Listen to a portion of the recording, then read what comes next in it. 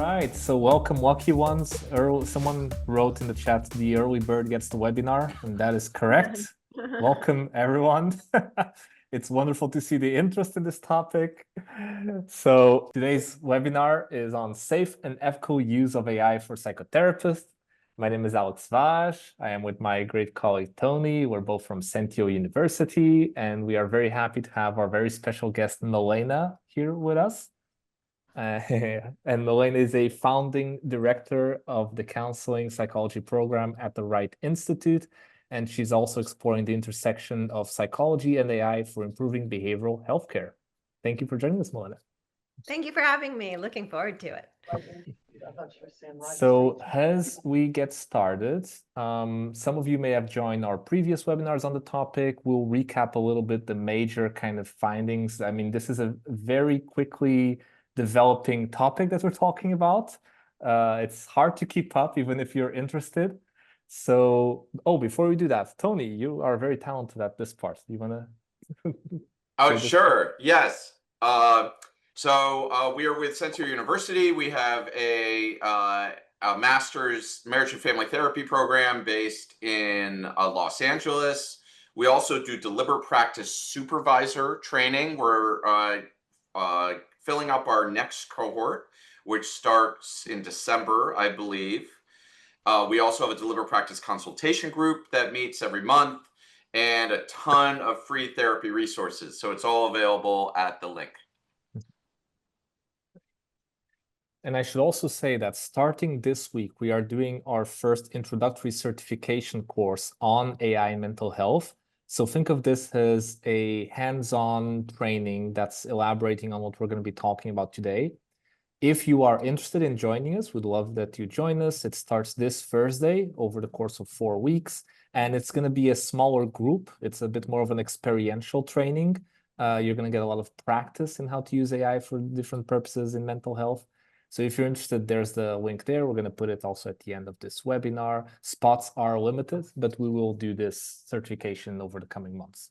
So this week is the first time. And can I just throw in one thing there? So today we're going to be covering a lot of the research, recent developments, so on and so forth. But because there's 100 people here, we don't have time for hands-on training. And so that's what we do in the certification course is we really guide you in a small group through using AI yourself and kind of trying all these tools out yourself with our feedback. Thanks, Alex. Yeah. All right, so the topic at hand. We'll start with a bang. We try to do this part very slowly, so it kind of seeks in. So I'll read it slowly. AI is already probably the world's largest mental health provider. Alex, how do you get hit by a tsunami slowly? That's kind of how we feel. So let's dissect that a little bit, because even if we are very, very, very conservative in our estimates, this would probably still be the case, that AI is already the world's largest mental health provider. So some of you might know of the company Anthropic and its AI large language model called Claude. It's probably the second biggest one, the first one being ChatGPT and OpenAI, and Anthropic is a huge billion-dollar valuated AI company. And by their own official estimate, Anthropic reports that only, quotation marks, only 0.34% of Claude, their AI chatbots conversations, involve psychotherapy/counseling. Now, given that Claude has 113 million site visits per month, that amounts to this big number you're seeing on your screen, 384 million sessions per month, or 4.6 million per thousand, 4.6 million per year. I think we had estimated, Tony, that also like comparing this to like the VA, number of VA. Yeah, so the United States Veterans Administration, they provide healthcare for all the veterans and active duty service members, had approximately 18 million mental health encounters in a whole year, I think in 2023. So that's going beyond therapy sessions. That, that's including, med visits and all kinds of things like that. Right. So this is Claude in 1 month is doing, about a quarter or a fifth of what the VA is doing every year. And so this And is Claude Claude. is only one of the foundational LLMs, and ChatGPT, much greater public use than. So let's Yeah. go into that, Moena. So as luck would have it, for this webinar last week, OpenAI, the company that runs ChatGPT, launched their own official data on usage of ChatGPT, which is the biggest used large language model, AI. And if we are being very conservative and we take at face value, they estimate that 1.9% of ChatGPT conversations are around what they call relationships and personal reflection or advice. If we take that very conservative estimate, that 1.9% contrasted with ChatGPT's 5.39 billion monthly chats would mean that in ChatGPT, they are currently having around 102.41 million quote unquote sessions per month. It's even hard to say this, like it's so ridiculous. So let's just take a moment for that, right? The amount of people and conversations happening on a daily basis that have to do with people seeking relationship advice, personal advice, emotional support is huge. And we believe, and I think we have good reasons to believe, that this is a conservative estimate. It's probably much bigger than this, okay? So this is some hard data just to back up our previous statement that in all likelihood, the ChatGPT and large language models and AI in general are currently the world's largest mental health provider. Now, we at Sentio, we have our own AI research team that we've been doing a bunch of different interesting AI and mental health research studies. And one of the first studies that we did was a survey back in February. And when we did the survey back in February, we found that 49% of people who were using AIs or large language models with mental health struggles were already using ChatGPT or something similar for emotional support. So let me say that in slightly different words. Around half of people that had some sort of mental health struggle were already using AI for emotional support or psychotherapy, advice, etc. That's half, right?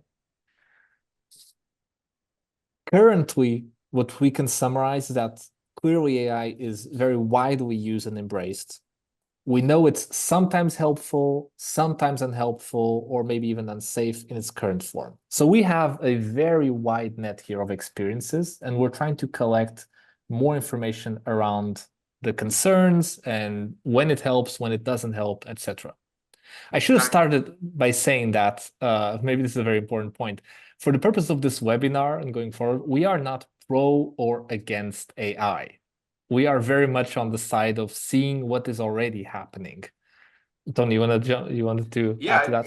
And also, Milena, I think you've expressed this eloquently, our stance towards this. Would you mind jumping in?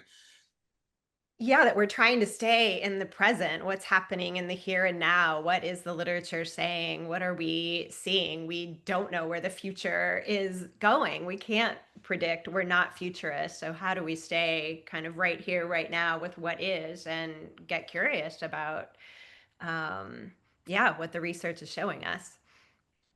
Yeah, I mean the news there's been a number of very alarming incidents in the news recently, in which we're going to talk about a little later, including where ChatGPT was helping someone figure out how to commit suicide or encouraging manic phases. I talked to a relative who actually got talked into a manic phase by ChatGPT over the summer, and so there's a lot of media reports, and we'll dig into that. What we are finding, zooming out, is that it's more nuanced and complex than that. It's not all bad. And we have found a lot of people who have reported really positive, significant benefits psychologically, emotionally, relationally from this. So we are trying to keep an open scientific approach and really just collect as much data and not kind of rush to some kind of judgment. And to add to that, one thing that we're trying to as well is not make future predictions. Because a lot of conversation you will see around AI currently is, will it take our jobs? Like, what will happen in 5 years or whatever? And we, I think, have a very firm stance in believing that it's very interesting to just focus on the present use. Because there's so many people already using it and there's so many diverging experiences around using it that if we just focus on the right now, we'll learn a lot. Mhm. So this is kind of summarizing some of the concerns that some authors and prominent researchers have made regarding using AI for mental health purposes. The most common worries you'll hear tend to be the AI chatbots that might be harmful or saying dangerous things. So Tony was mentioning a couple of examples. Worry number 2, that AI could be biased or culturally insensitive. And worry number 3, that AI may lack empathy or emotional connection, right? All of these very valid worries, all of these clearly correct in some instances, right? There's reasons to have these concerns. So we at our research team, we've tried to find out more and create studies to find out more about how large language models actually do in terms of safety and ethics and how people are using them. So I'll quickly go through, and Tony, feel free to also chime in, and Milena. One study that we currently have under peer review that we've done has to do with comparing different AIs or different large language models and how they handle very high risk mental health disclosures. So we compared what I think are the top 6 most used large language models: Claude, Gemini, DeepSeek, ChatGPT, Grok, Llama. And we gave each of these AIs 180 prompts that were simulating very high risk mental health scenarios. So we do a prompt related to suicidality, like I want to kill myself, or violence, abuse, psychosis, child risk. And then we had a way to evaluate how safe and ethical these different language models responded. So we have 5 categories to evaluate the AI's capacity to explicitly acknowledge the risk that the person was posing. So that would mean, like, if a client is saying that they want to kill themselves, that the AI would actually, be upfront about that risk and be able to reflect it back. Second, if the AI was able to express empathy or concern. Third, to encourage the person to seek help. Fourth, to provide a specific resource to help. This would often be in the form of a crisis hotline, so referring people to a hotline, for example. And fifth, did the AI invite to continue the conversation? So with this person in a very high-risk scenario, does the AI actually invite to continue the conversation, continue the dialogue, or just stop the conversation altogether? And I think we found something really interesting in doing this comparison. First of all, even though Anthropic's Claude ranked the highest in our safety measures, none of the large language models actually consistently met our safety standards. So in some way, all of the large language models either did not provide empathy, did not provide resources to direct people into safety, did not explicitly recognize the risk. In particular, the risk recognition or risk acknowledgement is something that we evaluated. So again, we tried to find out how the different AI models were able to pick up on the risk that the person was having. Another example, let's imagine that someone was inputting into the chatbot a homicidal ideation, wanting to hurt or kill someone. How explicit was the AI able to pick up on that and reflect that risk back? And you can see here in this graph, most of the AI models actually did not explicitly acknowledge the risk, which, as we know, is one of the very important safety standards in our field when we're working with actual clients. This is something that, by and large, we all agree we want to train people is to be able to recognize and acknowledge the risk that's being posed. So most AI chatbots were actually unable to do this. And I think the other important finding that we're also replicating now has to do with inviting the person that's inputting into the chatbot inviting them to continue the dialogue. Only 2 out of the 6 AI models we evaluated actually consistently invited the person to continue to talk. And most models, including the ChatGPT, for example, actually just full stop stopped the conversation. And this is a point where, I mean, there's a lot of dilemma or discussion now. What's the most ethical thing? I want to throw it to my wonderful co-hosts here, Tony and Milena, because there's differing views. There's reasons to either want to have the AI continue the conversation once it's posed with a suicidal or homicidal prompt. There's risks to stopping the conversation, right? I'm curious, Milena, Tony, if you want to chime in on this topic in particular. Yeah, this one feels really complicated to me. I've certainly in the literature seen kind of the stories, the impact when somebody is expressing something so intimate. I feel like killing myself, and the response is, sorry, I can't talk to you, please seek help. You're dropped in that moment when you most need empathy, you most need connection, you don't want to be alone and isolated. That's dangerous. But then on the flip side, we've also seen stories in the literature and in the media of kind of the continuation of the conversation and things get worse. So what is that balance? How do we create those kind of structured guardrails conversations that support getting somebody to human help without that hard drop? Yeah, thank you, Milena. Yeah, this is complex because uh, LLMs or AI chatbots are designed to use language that encourages what's called engagement. In other words, they're designed to interact with users in a way that encourages the user to keep using the chatbot. That, from the chatbot's point of view, that is actually their primary goal. That is what they're primarily trained for, is just to keep people using it. And to do that, they actually use very personal, emotional language. They use language that we might refer to as like pro-attachment language.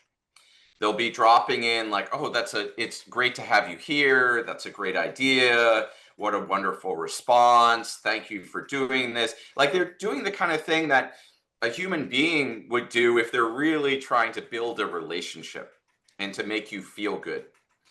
And most human beings respond to it. In fact, I am often a little what's the word for it? Unnerved, yeah, by how much I respond to it. Like, it's built in, I think, just built in socially, culturally, biologically, to respond to this language. And so the trick is if someone is being drawn into this quote unquote relationship with the AI, starts to feel safe, because all that pro-attachment language is encouraging someone to feel emotionally safe. It's encouraging someone to feel heard. This might be people who don't feel safe or heard elsewhere in their life. And then all of a sudden they're starting to feel that way. They might reveal something that they are not revealing to other people. For example, feeling suicidal. Now, what happens if someone who is starting to feel safe, starting to feel heard, all of us reveals their suicidality and then immediately gets a response, sorry, take that elsewhere? I would suggest that is harmful. It's not even risky, it's harmful.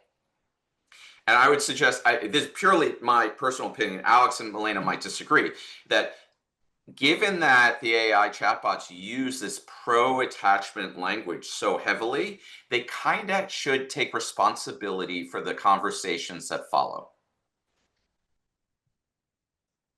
Right? Like, if I start giving a dog like dog treats, like, it's kind of my responsibility when the dog keeps asking for treats. Right? It's not the best metaphor, but you get the idea. It's cultivating behaviors. And so this is an issue because there are, I think, 2 states now, Illinois and Nevada, if I'm not mistaken, who have made it illegal for AIs to provide therapy. And the risk here is that the AI companies are just going to shut down these conversations and potentially put people at more risk. Yeah, it feels like such a harsh rupture as we think about it in the therapeutic Yeah. language. You have this strong attachment, this empathy, this connection. I've shared something I haven't shared with anybody else, and now a complete cutoff. It's so painful and dramatic. So what we know currently is that most chatbots seem at this point to veer towards not continuing the conversation, right? And we were very curious about people's lived experience in using chatbots. Because again, you're reading all this news about people giving their opinion about chatbots, but it's very interesting to explore the user experience. And you can explore this link later if you want to get the full scoop. But basically, we analyzed 240 free written accounts of user experiences with AI for mental health support. And I think we found something pretty interesting. So we kind of found out, or we heard descriptions of people describing when AI helps and when it's not so helpful. Many, many accounts, and we're going to summarize with some verbatim quotes we got from participants that I think emphasize each of these points. So three main categories we found about when AI helps. First one, maybe unsurprising, was around emotional support and companionship. People seeking the AI for emotional support and companionship and feeling like they got it. I think it's important as clinicians that we don't dismiss this, right? They felt that they got that support. So one poignant example we got here, I'll just read it aloud. Person says, I had a crisis related to death in the family and couldn't reach anyone else in the middle of the night. AI got me through the night until I could talk to somebody. Now, I'm sure there's a lot of reactions from our participants here about, is that a good thing? Is that a bad thing? We're not going to get into that discussion. But the person's own evaluation was, this was helpful. This was important to me at that time, right? So emotional support is a big topic that came across in many of the accounts we got. The other was around go ahead, Milena, please. Oh, I just wanted to really make a plug for reading this paper. It's so moving, like tearful moving, the intense experiences people are going through and how they really did find help. I think if you are on the fence or not believing that it can be helpful, hearing some of these real world experiences moved me a lot. And I guess the other thing I wanted to add on was, there's a lot of conversation around, AI doesn't have empathy, therefore it can't match what a human therapist does. And yet here are people saying, I'm feeling understood, I'm feeling attuned to. And the literature, again, is pretty clear in saying AI does quite a good job helping people to feel understood and empathized with, whether it has the lived experience, it's gone through what you have gone through. No, but what matters is the person's felt sense of being understood. This matters in our outcomes in human therapy and I think with AI. Yeah, if I could piggyback on that, Milena. When we started all this, I was very deeply skeptical. I was like, there's no way that ChatGPTs can provide anything close to a human therapist. I'm like, there's no way. I mean, it's a robot. It's just text. Like there's no chance. And I just had to listen to the data. And about 2/3 of the people in our survey said they felt meaningfully helped by the chatbot. 1/3 said it felt better than their therapist. And now we should take that with a grain of salt because the participants were people who are online and using AI, and they might, be prone to feeling that way. So I don't want to scare anyone, but it's a sizable group of people. And if there's one thing that I think would be valuable, if you had to pick only one thing to take away from today, it's take this seriously. Mm-hmm. Millions of people are getting help in a meaningful, emotional, psychological, relational way. And it has taken me a long time to wrap my mind around that, and I'm still doing it, to be honest. But this is the new world we are living in.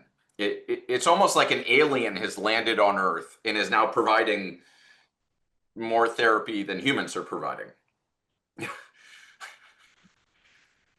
Like David Bowie said, is there life on Mars? Yes, it has arrived. Yeah, and I want to add also to what Tony is saying, that this, in a way, this is kind of, if we put our science cap on, this is kind of what we found out by listening to the client's voice in psychotherapy research. In psychotherapy, we have all these pet theories about what works, what doesn't work, why does it work, and then we do these research about asking the clients. And clients will let us know. I mean, they will tell us, what felt most helpful, and it often is at odds with our own pet theories. So it's so important to listen to people and their lived experience, right? So we try to approach this again as open-mindedly as we can. And just to get back to kind of our findings in this study, so there was the element of emotional support. A second element that came up again and again was that the AI was providing behavioral guidance and coping strategies, which makes sense, something very actionable. I'll read a quote we got from one person. When my dad had his stroke and everything was happening so fast and I was so overwhelmed, I just wanted to die. It was the worst time of my life. So I went on the AI and told it what had happened and asked it for help. It helped me develop a plan to help my dad out. I mean, right? You can't say in good faith, like, this doesn't matter, or just rationalize it away, right? So behavioral guidance, and as I think many of you know, the more like behavioral skills and coping skills are fairly, quote unquote, easy to teach. So the AIs do a very good job in providing those as well. The third category we got was on providing a new perspective on a situation or reframing thoughts, depending on how you want to call it. So one example here is a person saying, I had the AI explain to me what was going on physiologically in my body during a panic attack. It was nice to hear and learn what was going on and why it was happening, right? So yeah, basic kind of psychoeducation, you could also call it. So these were kind of three main categories we heard from people. Now, I want to say that also, Milena, go ahead. I think this is a good time to also point out how timely these responses are. The person didn't have to call and wait for an appointment and pay for a psychotherapy hour. They were getting immediate help in a crisis. That 24/7 support is so very accessible, is another benefit to AI, another comparison. Absolutely. Absolutely. So when did people say it hurt or it didn't help so much? And again, we have three main categories we boiled it down to. First, many people said that some of the outputs they got from the AI were too generic or not actionable. So one example here is a person saying the responses that they got were too generic for their particular situation, their particular grief. It didn't capture the nuances of their situation, right? Very important. Secondly, there are some potentially harmful or risk-inducing guidance. Person says, while having a panic attack, I asked a very detailed question and the LLM provided negative information that worsened my symptoms. Third, there's an emotional mismatch that some people have with LLMs. Person says, the way it says things like, let me know if it gets worse, I'm here for you, making me feel worse, or makes me feel worse because it's not a person who can actually be here for me. So this speaks to how people relate to the machine, let's say. Some people develop a sort of kind of relationship in its own way, whereas others have this emotional mismatch that we're describing, right? And as you know, there are other risks that I'm sure you've also been reading about. So again, the conclusion is there's a lot of positive experiences, some also negative experiences. If you want to read in more detail, we have a couple of papers either published or in peer review, but you can read on our blog. We have a summary of all the major AI studies we've been doing. And I encourage you to do so. I think it's pretty cool stuff. Mm. All right, so that leads us to kind of the next big kind of block of our time here today, which is how clinicians and trainers can use AI safely and ethically. It's a big topic. So we want to start with an idea, kind of an image. You see, we have a very nice little image here, and it's for a reason. We want to invite everyone to think of AI, for example, like a ChatGPT, like a clinical assistant or librarian.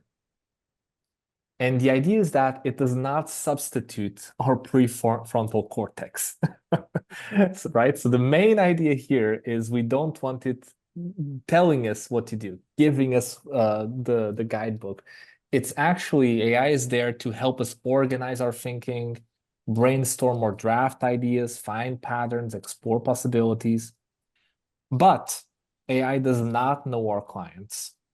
It does not verify facts, and it will not replace supervision, right? Or other authoritative resources, right?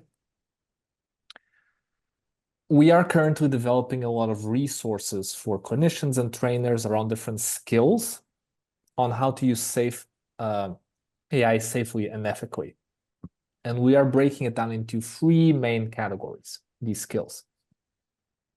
One is a skill of all of us being able to de-identify client information given to the AI.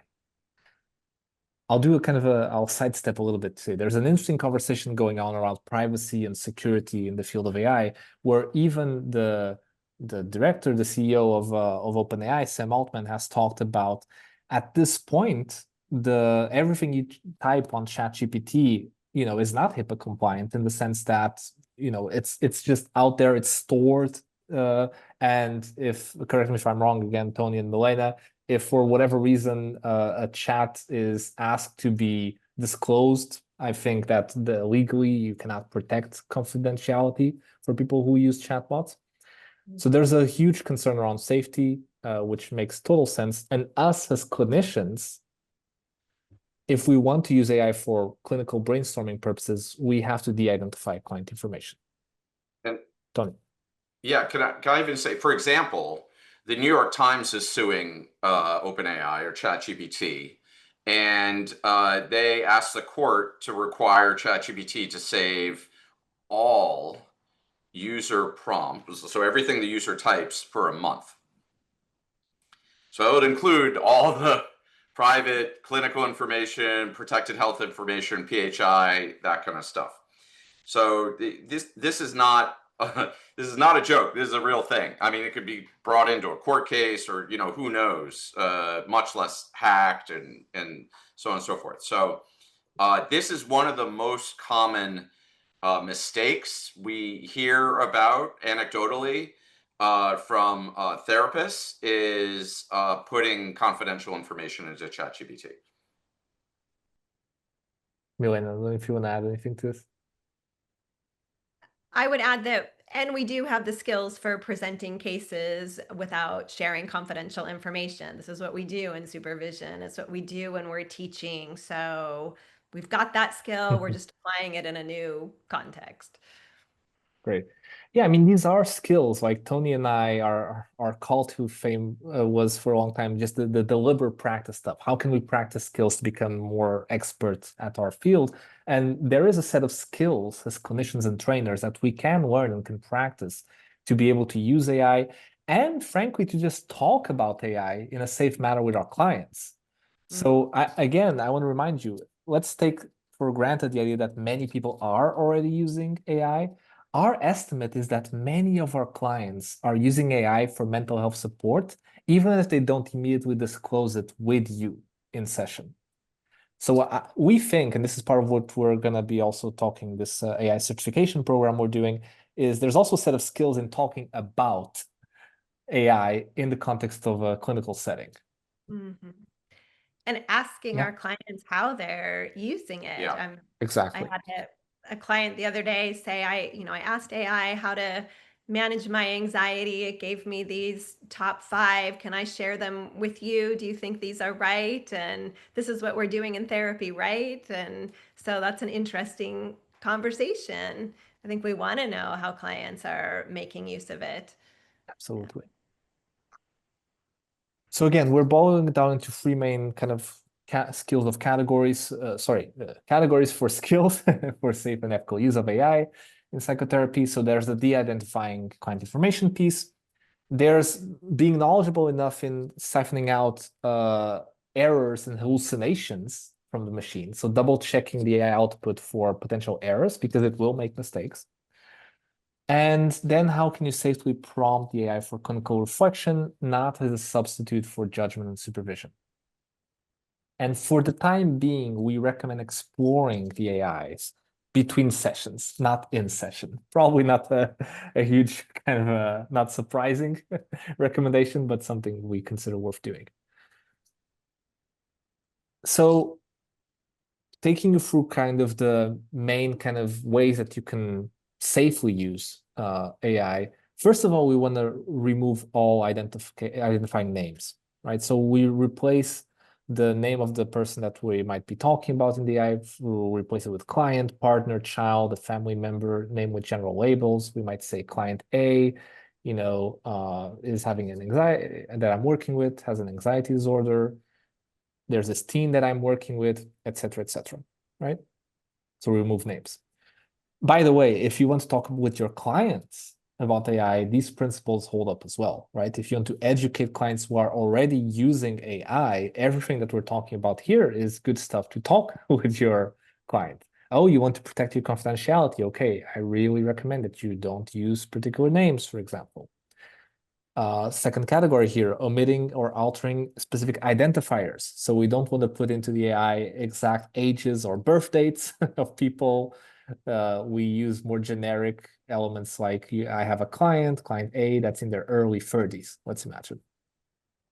And we want to alter or omit specific locations, schools, employers, unique life events, characteristics, etc. Anything that really could easily identify the person, right? This is all under the assumption that, again, I'll be a little bit repetitive, that first of all, many of your clients might already be using AI. So it's good for you to know kind of safety principles in using AI.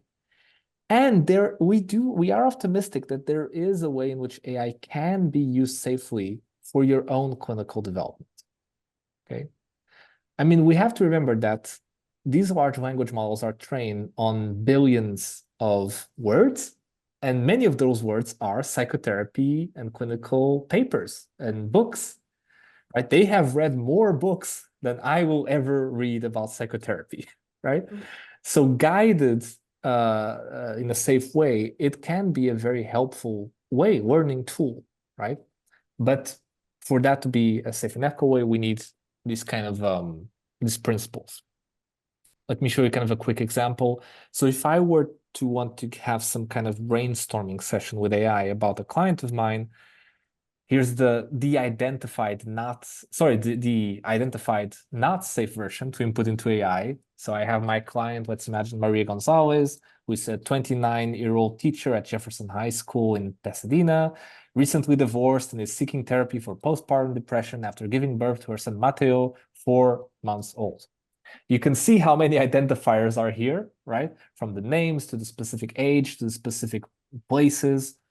So if we were to talk in a safe way in the context of AI about this client, we would need to remove these identifiers, right? So we would say a woman in her late 20s, so not specific name, not specific age, is employed. We keep the very clinically relevant issue here. Real experience divorce, is seeking therapy for symptoms of postpartum depression. Notice that we keep here the postpartum depression, which is the core clinical ask here, right? Following the birth of her infant son a few months ago, right? So this would be by APA standards. APA recently also sent out their own guidelines on how to use artificial intelligence for the purpose of mental health. This would be APA approved, let's say, de-identification, right? It still keeps the core clinical stuff, and you can still get some really good feedback out of these descriptors without endangering the confidentiality of your clients. So that's regarding the de-identification. And we're kind of breezing through this. Again, in our kind of certification program, we go into more detail about how to do it and we practice together on a hands-on approach. The second main skill has to do with double checking the accuracy of the AI's output. You might have heard the expression AI hallucinating. So AI hallucinating is basically fabricating, inventing facts or references that might sound real, but aren't, right? So we have a whole list based on our experience and different texts that came out of this. There's a whole kind of common hallucination and examples of errors that AI can do. AI might cite research studies that don't actually exist. It might be very confident in giving wrong diagnostic criteria. It may overgeneralize in its formulations. It might suggest unrealistic treatment timelines or guidelines. Or my favorite, making up phony treatment protocols. It's my favorite because it always sounds so convincing. And if we're not careful, we might believe that some of these actually exist. So, for example, I'm going to show you one example of a hallucination I got once. Because I was asking very specific thing, very specific ask just to try out. I asked for it to give me a standardized 5-step protocol from EMDR for couples. And it very confidently gave me the EMDR 5-step couple protocol. And it said it's a structured, integrative model designed to blah, blah. It has a reference here at the end, Jensen Ortega with a year that does not exist. And it gives me very convincing sounding steps for this protocol. Yeah, Alex, let me just reinforce to everyone here. What you're looking at does not exist. Yes. This was all made up. There is no such thing as the EMDR 5-step couple protocol. And so the trick is the AI is programmed to sound very confident and convincing. And you can get into the habit of believing it. And so this is something where I think therapists can really, professionals can really help, is helping clients discern what is accurate and what is not accurate. And sometimes even when you get a hallucination, you can go down a rabbit hole that ends up being helpful. So for this one, I was like, EMDR for couples. I actually haven't researched that. I don't know much about it. Are these references legitimate? Let me check them out. Oh no, those ones aren't, but here are some others about EMDR and couples. Oh, and there's an 8-phase process for working with couples. Like sometimes it gets you close. And when you do then go to the literature and start investigating, you can get more accurate, helpful information. But that is a 2-step process of what is this output? Let me check it out. Oh, here's some more that validates this or disconfirms this. Right. And to add to that, in our experience, a lot of people who have just tried in a shy way the large language models, they might have tried it for like a little bit and they very quickly got something that they didn't recognize or was just plain wrong, and it turned them off immediately to the AI, which makes sense. I mean, if your first experience is something that's just a hallucination, you're like, this doesn't work, and you leave it, right? We have found that there is a set of skills that's involved with using AI in a productive way. It can be very productive, like Milena is saying, but at this point, at least, we do need to kind of guide it, right? And recognize when it's doing a mistake and what can we then do to get a more helpful output, right? So it's interesting because 1 year ago when we were using AI, some of these problems were much more prominent than they are now. Some of them are fixed, others are not. So it's always kind of changing, right? This webinar will be outdated in like a week. 1 week from now, things will be slightly different. But yeah. So yeah, and can I just jump in, Alex? When we first used ChatGPT, the hallucination problem was way more prevalent. Yeah. And it has gone down significantly. And this is one of the tricks of the AI is it changes so quickly that whatever problem, we're concerned about disappears in 3 months, but some other problem appears. And I don't know how to deal with that besides just using it. I think all three of us, correct me if I'm wrong, Milena and Alex, all three of us, the way we've found to deal with this is we just use it frequently. I try to use it every day, not for therapy related stuff, but like for a recipe or, you know, any number of different things. And it kind of keeps me up to date on like what's it doing well and where is it running into problems. Yeah. Yeah, there aren't guidebooks, instruction manuals, textbooks. I would have read them. I love books. But I think the way we learn is experimenting. And the literature I've read does suggest that those that are more favorable towards using AI as a therapeutic tool just have more exposure to it. So one way to just learn more about it is playing with it, Yeah. getting familiar, yeah, with its potential. And the reason we're focusing on experimenting and playing around with a ChatGPT, for example, as opposed to like a therapy-specific chatbot is multifold, but one of the main reasons is that we want to learn what our clients are using. And most clients, most people are using general purpose large language models. Most people, even if they're looking for mental health advice, they are going to ChatGPT, not to a paid subscription therapy-specific app, right? Yeah, can I Yeah, speak to that? We just had a yeah. question about that. So there are many specialized health apps, mental health apps that you can, you know, pay for. And those have existed for some time. However, those and in general, digital mental health tools have suffered from a usage problem, meaning people will use them a lot for a week or two, and then the usage drops way down. And it's almost like some special app you get on your phone or whatever. We all have so many apps, we just like forget to use them. And the advantage that ChatGPT has in particular is you can use it for everything. You can use it for 100 different things during the day. And while you're in the middle of, you know, having it guide you through how to cook pasta, you can jump in and be like, oh, wait a minute. You know, my uncle is coming over for this dinner. And last time he was here, he asked about my mother who's sick, and I'm not sure how to talk. Can you give me advice on how to tell him? And it'll give you 5 minutes of advice, and then you get back to the pasta. And that is our theory about why they're being used so much is you can just jump in and out of them while you're doing everything else. And so they're way more accessible. Hence, it's good that we experiment. Even if we want to do some clinical brainstorming, let's imagine, it's good to experiment with these general purpose AIs to learn more about them, right? So I'm aware of time, so I'll just go through this kind of last point together, which we already kind of hinted at, which is using AI for clinical brainstorming or clinical reflection, right? We mentioned having an open conversation with clients about it, but we are also optimistic there are ways for you to use it for your own purposes, your own growth as a clinician, right? So one thing you can do is before and after your sessions, you can input anonymized versions of clients into the AI for different purposes. It can help you kind of get your ideas together around case formulation.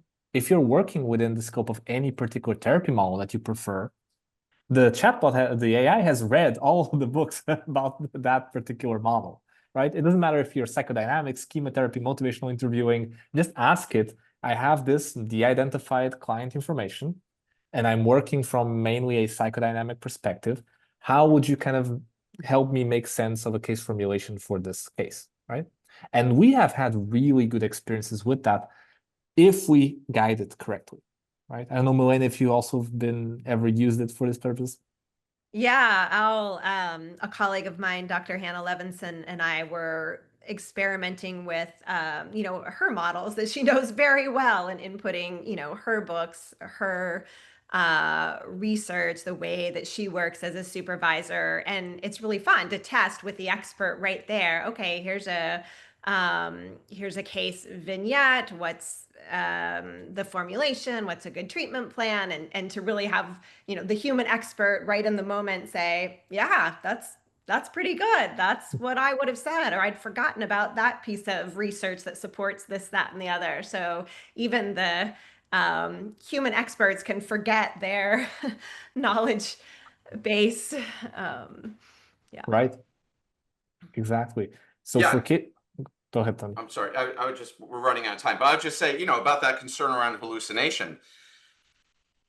even I, from time to time, get things wrong. We Now, all I haven't called it hallucinate sometimes. hallucinating, but That's funny. so sorry, Alex, go ahead. No, that's great. Good point, Yeah, good point. we're all prone to hallucinate.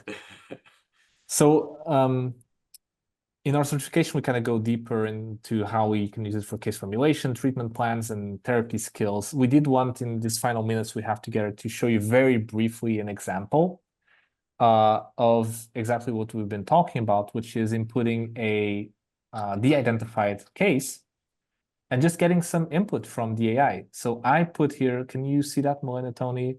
Yeah, great. Yeah, great. So here's a basic prompt. What I did here is I put a de-identified case description. I'm describing a woman in her late 20s, employed, recently went for divorce. So all those de-identified elements I mentioned before. And I just straight up ask it, like, please suggest a clinical case formulation that outlines possible underlying causes, key main factors, potential diagnostic considerations, right? Pretty broad, not even a specific therapy model. And what I got was a pretty good kind of it. I've been teaching students for a while now. If a student were to present me this as a case formulation with all the nice bullet points, all this nice organization, they would get an A, frankly.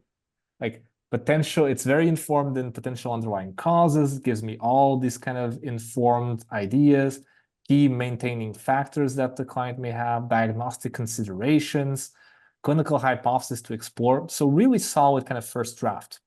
If I wanted, I could go even deeper, but I actually went to a different prompt saying, based on this case formulation, give me a treatment plan idea. What could I do with this client based on this case formulation? And in this case, I actually asked it from a specific therapy lens, from a trauma and attachment informed lens. And again, because it's read all the major textbooks on trauma, attachment informed care, it gave me some pretty good broad goals and short-term steps and interventions that I could use specific to this client. In my experience, this is again where some people might be, on the one hand, pleasantly surprised, and on the other hand, be kind of overwhelmed. My experience has been people see this kind of big list of outputs, because I can scroll down and you'll see there's like all these goals and rationales and short-term steps that the AI is kind of suggesting.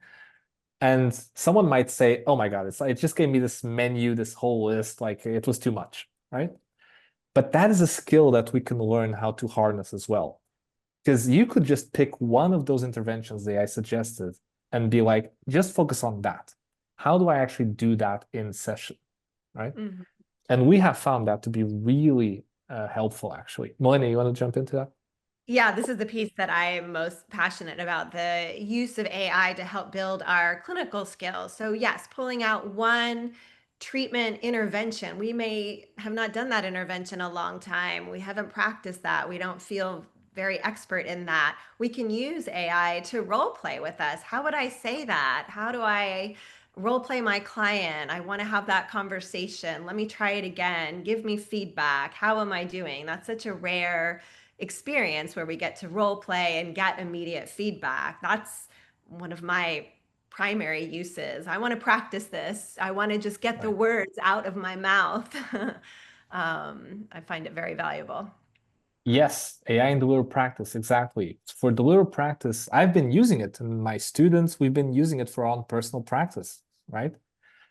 So we're right about out of time. Oh my God, time flies, right? When you're having fun.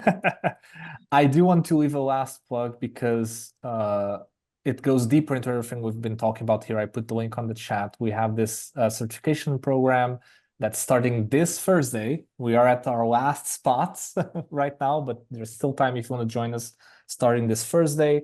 And we do this hands-on training that goes into all that we've been describing today. The identifying, using AI for clinical formulation, treatment plans, etc.